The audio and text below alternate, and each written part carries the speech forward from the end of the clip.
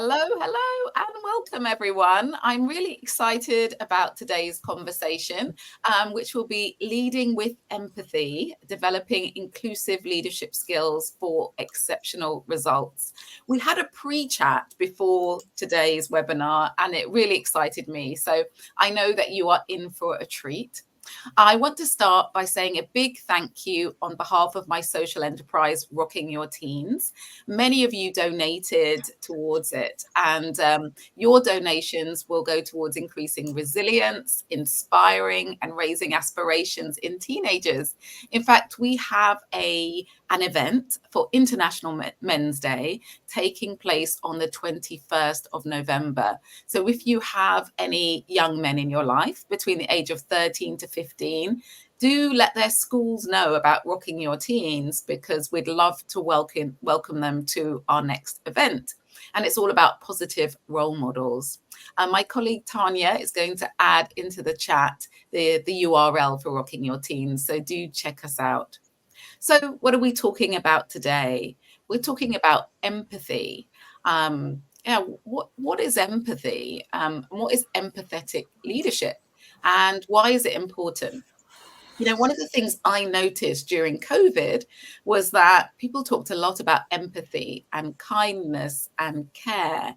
And we also saw a rise in certain leaders being more valued, like Jacinda Ardern in New Zealand, for example. But it seems that we've retreated away from empathy, in my perspective, over the last year or so, and maybe gone back to our old ways. For me, empathy is a comprehensive skill set that empowers you to create a workplace where productivity, innovation, and inclusion thrive. And we're going to be discussing it today. We're going to talk about the elements of emotional intelligence, active listening, compassionate communication, and even what's the difference between empathy and sympathy? Because some of you may be wondering that. So I do join in with us today. Do write in the chat. Do add your questions. Do add your insights and thoughts so we can really make this a collaborative affair. So, as you can see on the screen, I'm welcomed and I'm joined by some amazing coaches, Nita, Mutiat, Jess, Carol. Um, they are all members of the Diverse Executive Coach Directory, a directory that connects corporate organizations with coaches from the global majority, or you might use the term ethnically diverse backgrounds. They are people I'd vouch for. They're all really amazing. They coach in corporate environments. They're highly qualified and highly respected, and we're really lucky to have them with us today. So if you'd like to find out more about the directory, again, my colleague Tanya will add it into the chat. So the format of today's session is that Nita, Mutiat, Jess, and Carol will briefly introduce themselves. And then I'll start off by asking them some questions, and then we'll open it up to you. Just in case you don't know me, I am an executive coach and a leadership trainer. I'm founder of the Diverse Executive Coach Directory and also founder of my own organization, which is often called Jenny Garrett Global. And what we do is we elevate diverse talent and we foster inclusive workplaces. So anything around diversity, equity, and inclusion, social mobility, empowering people, it's all close to my heart. So I'm going to start with Jess. Would you mind introducing yourself, please? Thank you, Jenny. It's great to be here. So my name is Jessica Rogers. I'm an executive and leadership coach, and I work mainly with leaders and aspiring leaders also in corporate environments and in the public sector as well. And most of my work is around helping those leaders to find their authentic voice. And so I work with people one-to-one. I work in group coaching settings, and I also provide leadership development programs as well. And I'm really delighted to be here today because I think that leading with empathy is definitely something that is almost like a superpower that a leader can take on board and really make a difference. Oh, thank you so much, Jess. And Mutiat? Okay, I'm a leadership development and career coach, so I help my female senior leaders to develop their leadership presence so that they can lead with influence and confidence. I work in organizations and with individuals, showing them how to achieve their goals and ensure that they develop their teams and themselves to become high-performing individuals and teams to elevate the organization as a whole. And I'm delighted to be here today, looking forward to this webinar and the talk. Thank you. Thank you so much. Anita? Thank you, Jenny. I'm Nita Sharma, and how would I describe myself? Wow, I'm going to condense it. So similar to Jenny, DEI is very close to my heart in terms of working in that area for the last sort of 25, 30 years. I also work in organizations that are global, looking at the aspects of cross-cultural and emotional intelligence, and indeed empathy around understanding other cultures as well as themselves. And I also work as a leadership and executive coach, again in the corporate environment, be it with individuals or one-to-one in groups. Thank you, Jenny. As well as a supervisor. Thank you. A coach supervisor. Lovely. Thank you so much, Anita. Lovely. And Carol?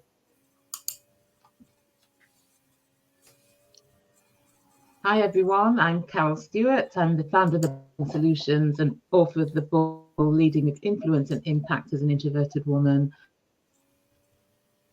I'm an executive career leadership coach, speaker, trainer. We're having a bit of a delay on your line, Carol, sadly. Career development. Oh, can you hear me? Yes, we can now. Give it another try. Belonging and psychological safety. Oh, thank you. Thank you. Yes, so I'm not sure where you heard it. No, we did. We heard you. It's just a bit delayed, but we did hear you. Thank you so much. Yeah. And for those of you all signed up and watching, you may have been expecting to see Nicole, also another fabulous coach. Unfortunately, she's unwell today, and she was very disappointed to miss it. But I'm sure you'll meet her on future sessions that we have. We're all wishing her very well. So as you can hear, my colleagues here bring such a wealth of experience and knowledge about empathy, about leadership, about career, and also about equity, diversity, and inclusion. So they're going to bring all of that together with their coaching expertise to have this conversation around empathy. So I'm going to start with my first question. We often hear about the importance of emotional intelligence for empathetic leadership. I would love it if you could share a specific incident where your own or a client's emotional intelligence was challenged as a leader, and the practical strategies that you or they used to navigate the situation. So yeah, we're always challenged in leadership, aren't we? And how we deal with that is really quite important. So I'm going to start with you first, Carol. Yes, so going back to my days as a senior leader in an organization, we had a group of people who were like a support to the senior leadership team. And there were a lot of changes that were being made and their roles were being restructured, and we had to we were sort of reducing a role, but we had to make sure that all the work across the group was covered. And because I knew that it was going to be quite a sort of distressing time for them, and I knew what I sort of understood, I had empathy for what they were going through. I said to them, this is what we want, and I want you all to get together and come up with a way of making it work. And my counterpart, who was responsible for the legal side of the business, didn't think that I should do it that way. She was more of the view that I should tell them what to do, because then she said it wouldn't work. But the thing is, by letting them have some autonomy and giving them that responsibility, they came up with a way of working that worked really, really well. And so by just trusting that they would find a way, giving them that autonomy, as well as being empathetic towards what they were going through, I believe that enabled them to come up with a way that worked. And because I gave them that autonomy, they owned it and it worked well. Fantastic. I love that example. I think we can be really nervous, can't we? Want to control everything, want to be directive. But it does take a bit of courage to stand back and let people make their own decisions. But as you said, it gives so much more. So thank you. A really great example, and I'm sure one that resonates with others. What about yourself, Mutiat?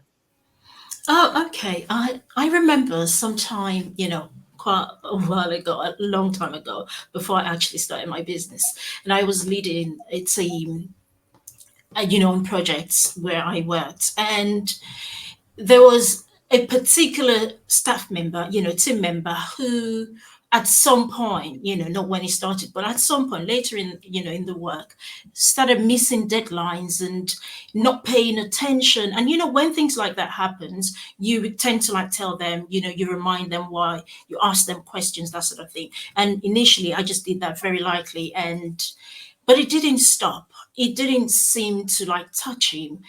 And it continued. It got frustrating because he's missing deadlines started affecting the team, our deliverables. We couldn't meet deadlines as well because of him. And then it started really getting really frustrating, almost annoying. But, as the team leader, I just had that thing in me saying, just take it easy, don't just, so I had to take my time, kind of self-regulate myself, not allow my frustration and the outburst affect me too much. So I decided to, despite the fact that I had to send, emails, reminders, and all of these things, I decided to be very practical with this, called, meeting, very strategic meeting to highlight what's been going on, how his behavior, his attendance has been affecting us. And I was very, conscious at that meeting, was very ready to listen, despite the fact that he wasn't giving us the reasons why he was missing deadlines. So listen very carefully. And then at the end of that, talked about his performance, how he's been affecting us. By the end of that, we were able to figure out, work together to figure out, I understood his point of view in a way. And we both worked out how he can then going forward begin to perform better, not miss deadlines. I had to take some of the tasks away in the meantime so that he could concentrate on what was very, very important and what his skill set was, would actually deliver better on. And then we just merged it that way, following up with him very regularly, watching what he was doing and, talking to him, making sure that he was not derailing again. So that really helped us. But, he was quite frustrating, but I was just able to, not take all of the frustration onto him and try to be very, very professional. And at the end of the day, I think it did help with his improvement, with his performance over time. And he actually did appreciate the fact that, the way the matter was handled, more constructively and strategically, helping him to see how he was affecting the whole team. And, in the end, he felt a bit guilty, but it helped him with improving his commitment and attendance. It's really great example. Thank you. Everybody else at the end of the day. So yeah, really, really great. And it's nice to hear contrasting examples of what empathy really looks like and what emotional intelligence looks like. For Carol, it was sort of giving the control to others. For you, it was in your example, it was a lot about how you regulate yourself. And both are really valid when you're being an empathetic leader. So thank you. Wonderful examples. I'm going to go to Jess next. Yeah, so my examples slightly different.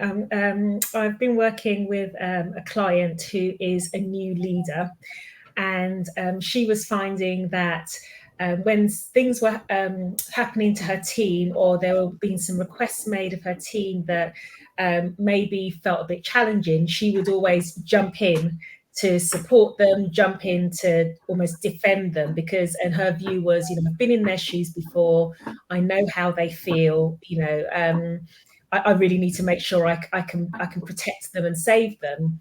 And actually, through our work together, what she's learning is that she needs to distinguish between empathy and sympathy, because actually by continually jumping in and trying to save her team members and save the people around her, actually she's disempowering them, because part of that challenge, when you're in challenge, that's what helps you to grow, but she wasn't enabling them to grow. So our work has really been on really focusing on her self-awareness, so that she realizes the difference between being empathetic and being sympathetic, and so that she can really focus on being empathetic. So, this is the challenge that you're facing when she's talking to her team members. This is the challenge that you're facing.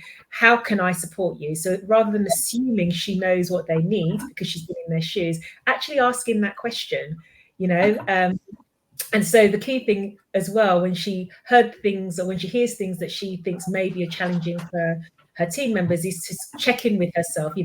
Is it because it's challenging or triggering for me, or is it because it's challenging or triggering for my team members? To do that check-in and then actually ask that question.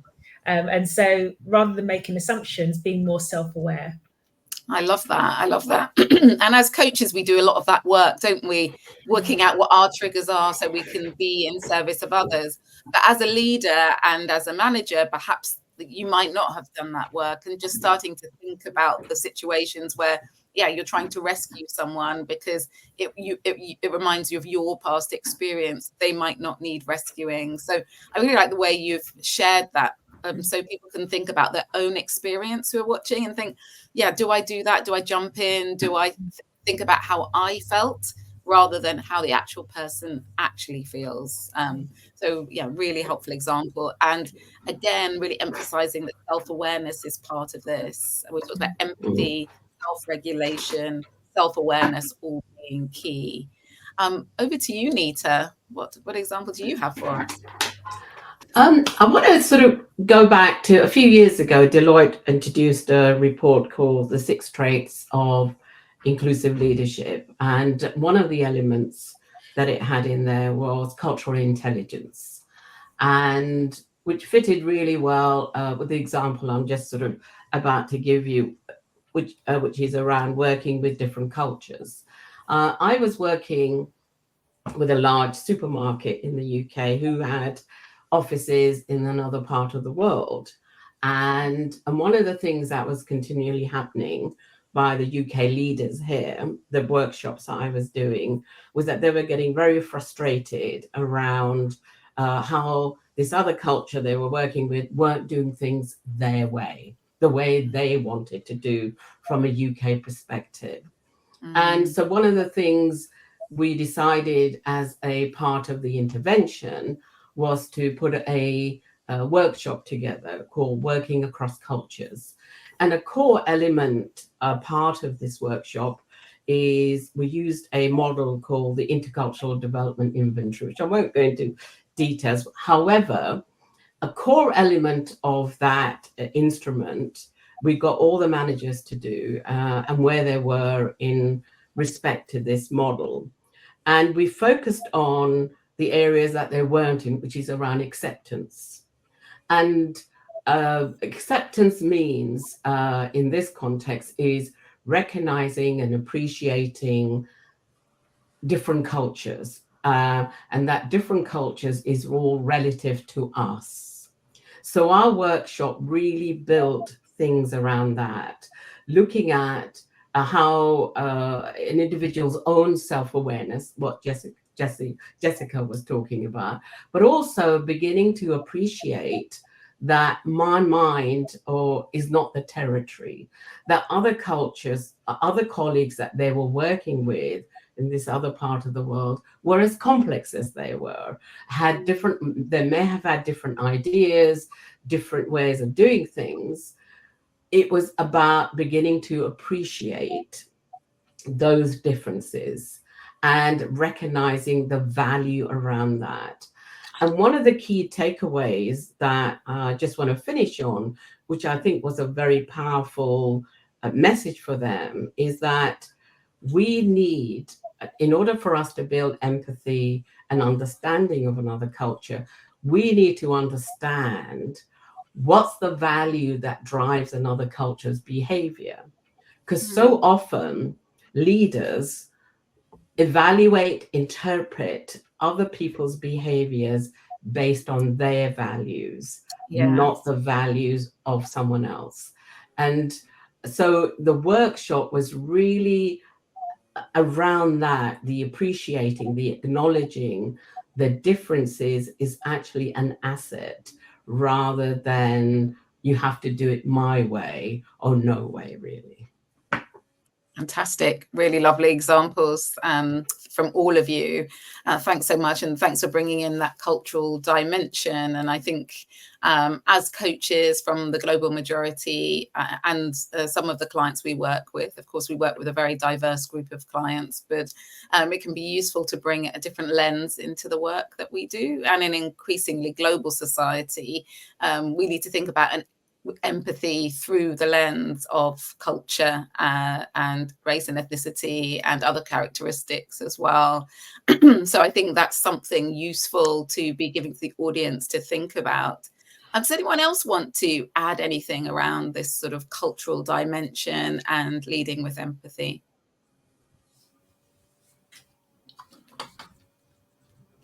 I can't hear you, Carol. I can see your lips moving. Sorry, I had muted myself. Yeah, just picking up on what Jess had said about self-awareness, and when you're sort of working cross-culturally, it's so important that you have that awareness about what your views and biases are, because that can impact how and what Anita shared was a really good example about how a lack of awareness about different cultures can increase our biases. So that self-awareness is so important, so that we become aware of our own biases as well. Yeah, that's great. Thank you. I know I've been doing a little bit of reading about this as well. And one of the things that was saying was this is quite a Western way of thinking, empathy, actually, because, well, it looks different in different cultures. So for us in the Western society, that's where we're based at the moment, we think a lot about personal autonomy and self-expression. But for others, empathy might look quite different. It might be more demonstrated through non-verbal cues and indirect communication. And so someone might be being empathetic to you, but you might not recognize it because they're not speaking empathy. They're acting in a way that for them shows empathy. So I think we've just got to be careful about our whole interpretation of it and think about it through those lenses as well. Thank you so much. Yes, I add something there. I mean, one of the examples that just got triggered for me is just on about communication. So much on the Western world, we pay attention to what we're saying. And if you look at other parts of the world, Southeast Asia in particular, we're paying more attention to our nonverbal, how we're saying it, how we're saying things. And we don't have, from the Western perspective, sometimes a radar around how we perceive another culture. So, for example, when you're working with or interfacing with a Japanese person, they're going, yeah, like this, we take that as a yes. Mm-hmm. And actually, all they're doing in that context is saying, I agree. Doesn't mean, I understand, rather than, yeah, I'm accepting what you're saying. So you're absolutely right, Jenny, that so often the models we use is around Western models, and we often I think there's something like 68% of the world is relationship orientated, and also non-verbal cues are much more stronger in other cultures than they are in the Western world. Thank you. Thanks so much for adding that. Kim Walters is very, seems to love the intercultural development inventory. So sending some love around that. And also, I can't see the person's name, but they've said there's also a strand of neurodivergence as well, and the ways in which neurodivergent people express and respond with empathy, which I think is a really great lens for us to consider as well. So thank you so much for bringing that. I can see there is a question and we are going to come to it, but I'm just going to ask at least one more before we do. So please don't think I'm not coming to your question. I definitely will do. So listening seems to be key. And we know that active listening is more than just nodding along. I wonder again, could you provide any examples of times when you were truly listening to your team or a client, and that led to an unexpected insight or breakthrough, or where the clients told you about their experience of doing that? So I'm going to start with, I don't know who I started with last time, but I'm going to start with you, Musiat. Okay, so it's something to do with, one of my clients that I worked with, and we had the sessions because she was having problems to get the team members to actually, perform well, deliver well on their tasks, promote the department, that sort of thing. And what she was complaining about was, we give them all of the training they want, we give them all of the support they want. I don't know why they're making things difficult for me. That sort of thing. That's the angle where she's coming from. So I said, okay, have you had an opportunity to speak with your team members, like maybe do a one-to-one meeting with everybody separately and see if there is going to be a pattern that you can find in terms of what is the individual person on the team going through, what is their experience with the projects, with what they're doing, with communication and interaction, relationship in the team. Maybe you're going to find something. And that was what broke the ice for her. So most of them would come and say, yes, everything is fine. But she just had, a couple of them who was bold enough to actually say to her, not directly, but because she was ready to listen. And I did say to her, active listening is about listening well before you speak, not about just speaking, but be ready to hear them in and out. And then with that, she was able to get that. It was because, senior managers and the management team, most of the time, dish out instructions and, bring out the work late. And that is why most people are not able to deliver well, but they're not bold enough to talk about it. So it's about giving that opportunity to speak to her, creating that safe space, ready to listen actively to them, providing the room to really listen to them, was what allowed her to understand what the problem was with the team. And with that, she then went on to fix it, speak with the management, do some reversals as to how they then, bring out the work for as to how the structure of the organizational structure of the work, the project they're doing, the refined things. But it was because she created that space for them to be listened to very well, for her to actually get to the root of what was causing the problem and affecting the performance of the team members. So sometimes active listening is about just them providing that room to listen and listen well, not Lovely. Thank you so much. And one of the things I really pick out from what you said is not just about listening, but creating the safe space to listen. So people feel that they can be open with you. And I think sometimes people create a space and say, oh, I'm all ears, but they haven't thought about, what have I created here to let them know there's no bad consequences to what you say. Exactly. No one else. The psychological safety they feel made them to really express themselves deep down. Absolutely. Thank you so much, Mutiat. I'm going to go to Jess next. Thanks, Jenny.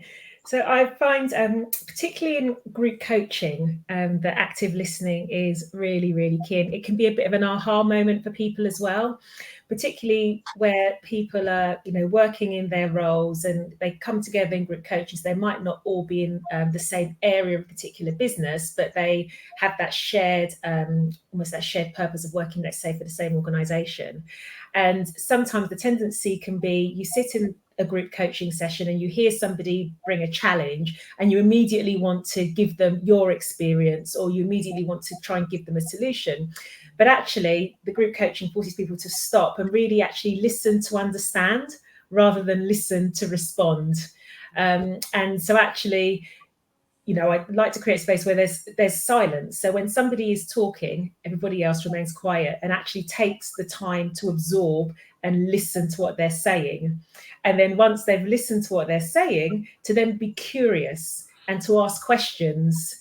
And that can be really, really powerful. And it's a real aha moment, I think, for most people in the room, because it's like, actually, I don't need to find a solution. And when I really listen and I'm curious, I have more questions. And in asking those questions, I help that person to really go deeper into what they're actually saying. And what's really key in that as well is that it enables people to feel heard. Because I think when you are active listening, it's a real gift that you're giving to somebody, because you're giving them space to actually just be heard. And that is invaluable, I think, particularly in a world now where, we all want to help each other. We all want to come up with solutions, but actually sometimes we just need people to listen. And that's an example I'd like to give. Thank you so much. There was a lot in there. This idea of being curious, this idea of not responding and just sitting in a space of listening is really, really key. I'll go to you, Nita. What do you think about active listening? Well, what Jess has said is beautiful, and I'm just going to give a personal example and of my own journey around active listening. I thought before I became trained as a coach, I thought I was a pretty good listener because I did a lot of counselling and so forth, and I learned to understand. However, when I went through my coach training, and I'm sure some people would recognise this, I discovered another way, which was called third level listening, which was an aha moment for me.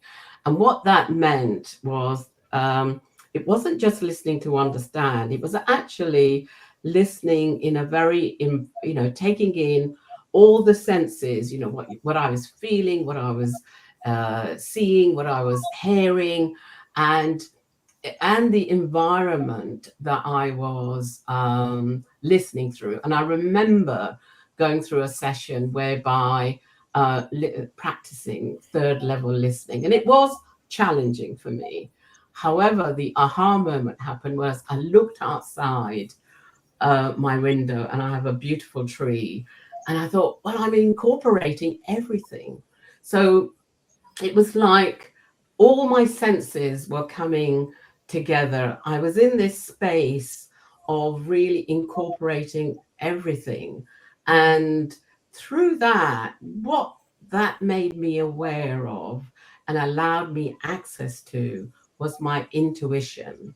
And through that intuition, I could then ask a question that emerged from me, not from my head, but from all the senses of having presence with this person that I was holding space for. And I will say, when I can do that well with my coaches, I am in an amazing space. I'm not saying I do it all the time, but it's something that I strive towards, that third level, deep listening to who's in front of me. Oh, wonderful. Such a nice example. And that idea of tapping into something beyond our ears as well. Our ears are important, but what else is there that we can listen with? Yeah, can we listen with our whole body? So thank you, really lovely example. And Carol. So I'll give an example of a situation with a client who, she didn't have a good relationship with her team. They were going through, the organisation was going through a restructure, and she was quite a perfectionist, and she felt that, you know, if her team did something well, they were just doing what they were supposed to be doing. But she didn't really understand why they seemed to be walking on eggshells around her. And through the coaching, what transpired is that she wasn't really listening to them and what was going on for them. And so that's what she started to do, was to sort of listen and not interrupt their conversations or try and end their conversations, but really listen and observe what was going on for them, why they were acting like they were. And then that's when she began to realize that she was being too hard on them. She was setting expectations which were unrealistic. And it was only by really making that time to listen and understand what was going on for them that she was able to get to that position. Because quite often, as has been said, people listen and finish people's sentences or think they know what is going on without actually listening to understand what that person is saying, what is going on for them. And as Nita's touched, it's about observing as well. So not just listening with your ears, but also with your eyes and picking up on what is not being said as well as what is being said. Yeah, great points. Thank you. And I'm sure that sort of perfectionist tendency struck a chord with many people as they listened and thought about their own experience and their ability to listen. So thank you. Kathy has given a message here. She's just talking about safe spaces. And she said that sometimes it can be a good idea to let people talk without management. And so that they can then have a listening conversation with management. So I guess a place to fortify yourself, be clear on your ideas, share what you want to share before you sort of formulate it to another group.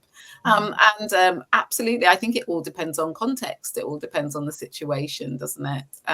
But that can be a nice idea. And if it works, that's brilliant, Kathy. So thank you for sharing it. I want to go, I think, to the question that was asked, and I'm going to put it on the screen. I'm not sure who asked it because it doesn't tell us, but it says, what sort of boundaries do you set with yourself and your team or employees when leading inclusively with empathy? Can you give examples of the benefits of those boundaries? Thank you very much. And I think this is a really great question, because I think sometimes people can maybe burn out by, giving, and I'm guessing, and I'm making a guess here, that perhaps that's what the person's talking about, that the line, and also the fact that potentially people might take advantage of you as well because of your strong empathy. So any thoughts on this question? Yes, I think having those emotional boundaries, because as you said, you can get so caught up in what somebody's going through that it starts to affect you. So it's important to have those emotional boundaries in place. And also, when you have too much empathy, it can influence your decision making in a way which is not necessarily inclusive, or which is not necessarily fair or equitable. So it's having that awareness, and again, self-awareness is so crucial here, is when are you sort of overstepping that mark between being empathetic in a healthy way and it being sort of all-consuming, and that it's influencing the decisions that you're making, or you're being biased and favorably, maybe treating other people more favorably because you have such a deep empathy with them. Great point. Thank you. Nita, did you want to add something? Yeah, I was just going to build on what Carol's sort of saying. A couple of things popped into my mind, and I think Carol's already touched on that. It's about rescuing. If we don't have clear boundaries, then we might step over and rescue people. So we need to have boundaries. And related to that, where that my thinking took me to was self-compassion. that one of them is it's being aware of looking after yourself. Self-compassion is so important because so often in the caring profession that I observe is that we step over our own boundaries. We actually end up giving a lot more to, you know, other people rather than taking care of ourselves. And, you know, this also reminds me of what Brene Brown often talks about is to when we have boundaries, we're quite courageous actually, because in that process, we're taking care of ourselves. So, and I guess my final thing is if you're, you know, stepping over and being over empathetic, the question I'd ask them to, an individual ask themselves, what's your purpose in doing that? You know, and who does it serve if we're overstepping a boundary, really? Okay. I'd just like to add again, sometimes, you know, managers, leaders may feel, because we're talking empathy, I want to be empathetic, I want to be very inclusive and kind of overgive. Maybe sometimes you can just use policy inputs to mark the boundaries and say, okay, this is out of the policy, organization policy. I know I'm being empathetic, I'm understanding, but you're going beyond what is accepted or acceptable, you know, policy input and that sort of thing. So just try be professional as much as you want to be empathetic. And in that space, you will find some sort of boundaries. You know, when someone is going beyond what is accepted by the maybe organizational policy or agreements or, you know, the core procedure of how things should go. Because don't forget, sometimes empathy is about just giving a stretch more to say, okay, I get you, I see you, I understand you. But when people are overstepping that, then you just put in, you know, the strategic, the organizational inputs to say, okay, no, this is, you've gone beyond that sort of thing. Yeah.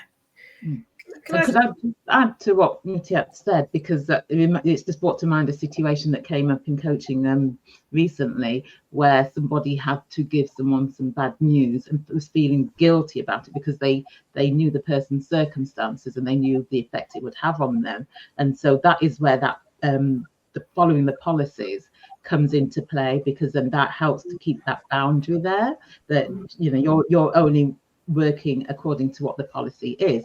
Having that empathy can help the situation in terms of you can then relate to what that person is going through. So how you are acting with them can help, but it's keeping within the boundaries of those policies can help you. So even if you are feeling guilty about the message that you've got to deliver, you know that you're keeping within the boundaries of the policies. Great. Thank you. Yeah, really, really helpful. So this will be our final question. And if you do have any questions that you want to add into the chat, this is the time to do it. But the question I would like to ask is giving feedback, especially when it's critical, can be a real struggle. Can each of you share a technique you found effective for delivering tough messages with empathy and promoting growth rather than defensiveness? And Carol, you have just shared you've shared a bit of an example, but I'm sure there are more. I'm going to start with you, Nita. I've thought about this question, and I guess giving feedback to someone, one of the first things I start with is, what outcomes do I want from that interaction? You know, do I want that person's behavior to change? Do I want to dump on them, or what? You know, so for me, the clarity around what outcomes I want is really important. The second thing is giving feedback. I always like to start with asking the person, you know, if it's within a particular context, what was their experience of what went on? And rather than plunge in with my, you know, here, this is what I thought that was going on, I would ask them, what's their experience? And from there, I would, in giving feedback, I would always use descriptive behaviors. For me, that is so important, not behaviors which is, well, when you looked out the window, I thought you weren't listening. Well, some people, when they're thinking, they're looking out the window. It doesn't mean they're not paying attention. So for me, describing what they did and it is a really pivotal part of giving feedback. And getting to the end of it, it's about, for me, understanding, what how I want the behavior or the feedback to do with the individual, which kind of loops back to the outcome that I wanted. Wonderful. That's really good, helpful tips there. I'll go to you next, Carol. I think trying to understand, and this is where sort of being empathetic comes into play, trying to understand what is going on for the individual, why they may have done or not done what they did or did the way that they did. So trying to understand the why before you have the feedback conversation. And, just sort of echoing what Nita has said and building on for that, using coaching questions when you're having that conversation. And helping them by using those coaching questions, helping them to see what the impact of their behavior was, what they could do differently, what they, if this was to happen again, what would be the best way then to move forward. Great, thank you. I'm going to go to Musia. Yes, it's just about what Carol said. Is for me, being specific about, the situation, what happened around what you're giving feedback, on. Be specific about what exactly happened, what behavior did the person portray, what behavior did they, show up with. Be specific, let them know what they did, when it was, what exactly they did that you want to give feedback on, and how perhaps their behavior, their response, what they've done, how it's impacted them, you, the team, the work, so just being specific and actually talking about the behavior so that the person knows exactly what they did, when they did that, and how that has impacted, maybe everybody, the work. And then you can then become a collaborator in finding solution to what had happened, because you've given them the opportunity to understand exactly where you're coming from, then giving them feedback on what had happened. So now sitting down, trying to collaborate with them on how to move forward, and perhaps show that you are going to be like a stakeholder, building some sort of accountability, so that as they then respond to your feedback in terms of whether they're improving, depending on what you want the outcome to be, maybe improve their performance or whatever the outcome is, then you work with them in some sort of way to give them accountability that, okay, I'm a stakeholder, I'm invested in this so that you change, I'm invested in this so that we get a good result from you, and just working with them so that the feedback becomes effective, because then you get the results that you want them and they want, depending on the situation. Yeah. Thank you so much. Great points. And Jess. Yeah, so I would say when giving feedback, to make it really actionable, just if I can give a quick example. When I worked in corporate spaces, I remember I used to constantly get the feedback, you need to increase your personal PR. And that really didn't mean anything to me, but it was feedback I got consistently, and I just couldn't understand why. And then one day I had a new line manager who just basically said to me, it's about increasing your visibility, because if you increase your visibility, you've got more chance of progressing in the organization. And so all of a sudden, that feedback became really actionable. It was about increasing my visibility. And then it led to a bigger conversation as to, okay, I know why I want to do that. How can I do that? And because the other thing is, I was given that feedback and I looked around at how other people were increasing their visibility, and that wasn't how I wanted to. So the key thing that I would take from that is, when you're giving feedback, rather than just giving a headline, be more confident, improve your personal PR, really think about the language and make it actionable, but also say why. So, if it's, as I say, increase your confidence, it's more, well, sometimes when you're in meetings, you're very quiet and people might think that you're not very confident. So think about how you can display your confidence differently. So when giving feedback, just really make it specific and also make it actionable as well. Wonderful. Great tips. So helpful, I think, for everyone. Can I just add something, Jenny? Make it timely when you're giving feedback. It's so important. Oftentimes people avoid it because they don't want to have those, what they perceive as difficult conversations. But you often find, well, the research suggests that women and minoritized groups are not often given timely feedback. So make sure don't give people surprises at their end of year performance review when they should have been told about something months before. Yeah. Brilliant thought. Thank you so much. I think there's been, did you want to say something more, Nita? No, I was just going to build, Carol triggered for me in my brain around using SMART as a tool as well. And that sort of incorporates what Jess was saying as well about being very specific and, and so forth. So for me, that acronym really works well. Yes. Not everyone knows it. So it's specific, measurable. That's the A. Achievable.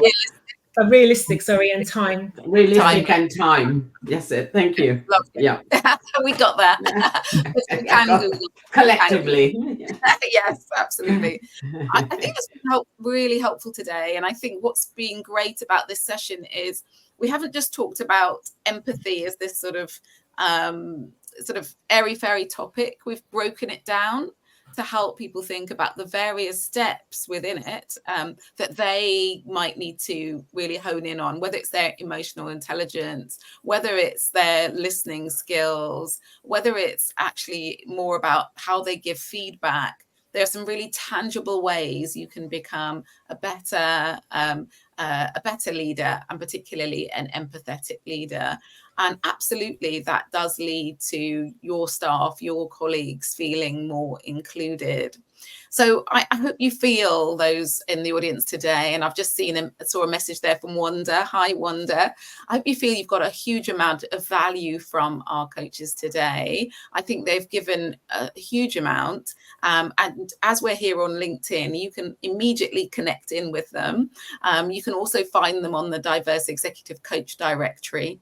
I'm sure that they offer chemistry sessions with people who might want to be coached by them. So connect in with them, start to follow what they do. They might have a LinkedIn newsletter or posts, and just get to know them even better, because they are pretty amazing.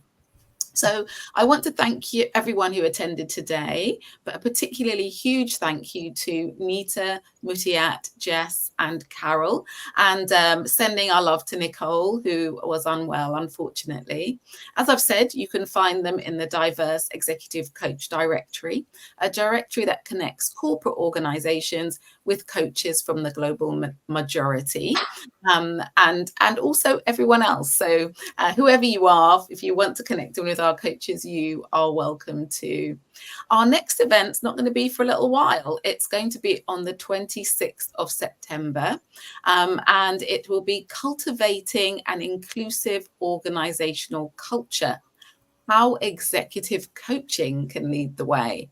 So it's about inclusion, which you may have been thinking about already, but specifically how executive coaching can help.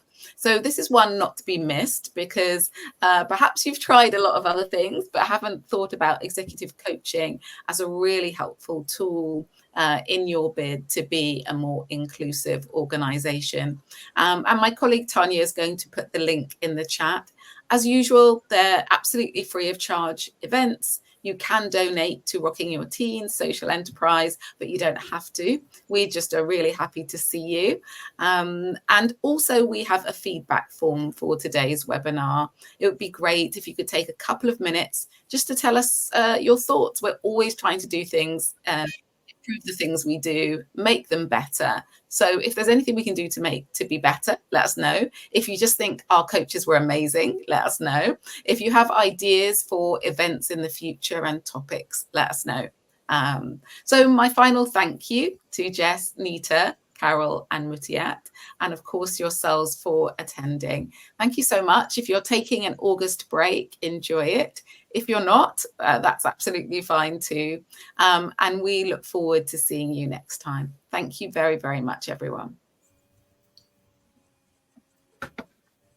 Thank you and bye. Thank you. Bye. Thank you. Thank you.